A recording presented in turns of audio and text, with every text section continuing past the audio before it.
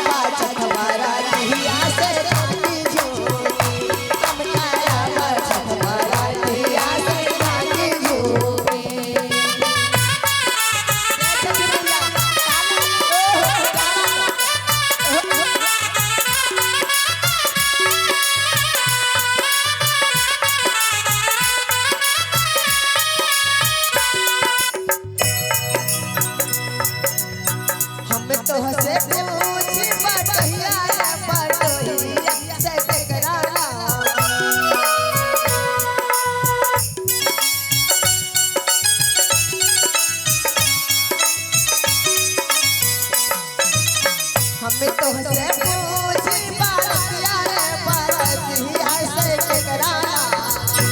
ए करे खबरातिया से टकराना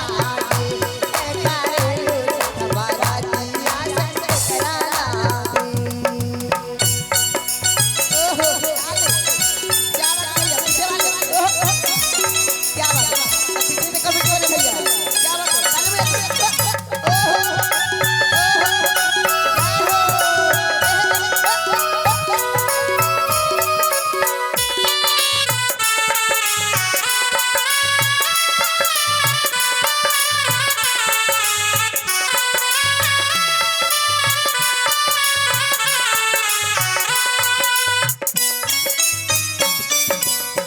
हम रोज है बात गाना ऐसन पाती से उनके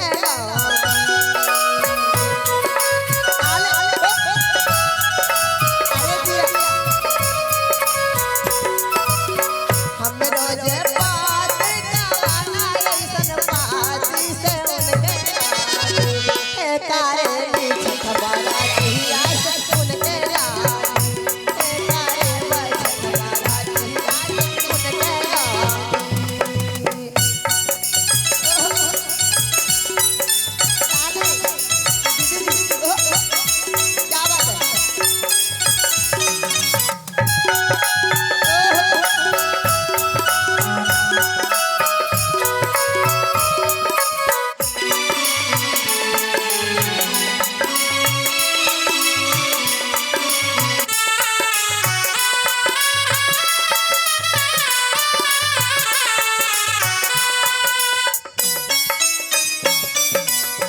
नरियल के बात पर गलन सूरज माला झांकी झोंकी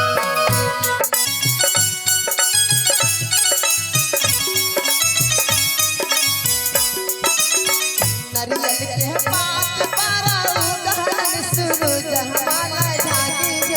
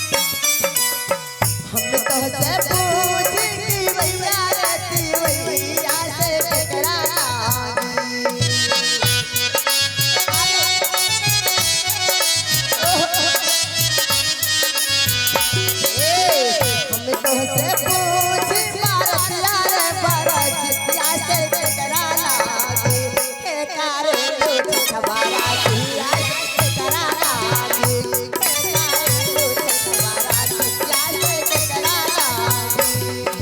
डाले क्या बात डाले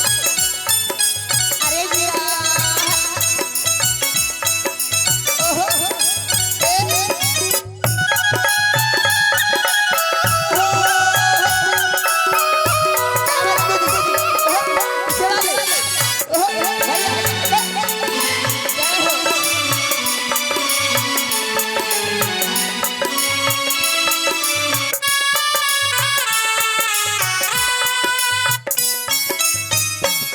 रोज है बेटा बाबाना ऐसन बेटा हवा से उनके जय हो ओहो हम रोज है बेटा बाबाना ऐसन बेटा हवा से उनके है तारे बड़ा दिया से उनके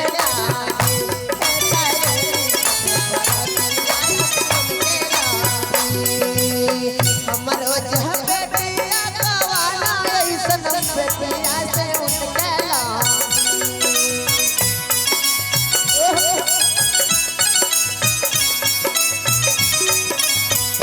हमरो जह बेटिया गवाना ऐसन बेटिया से उनके ए कारे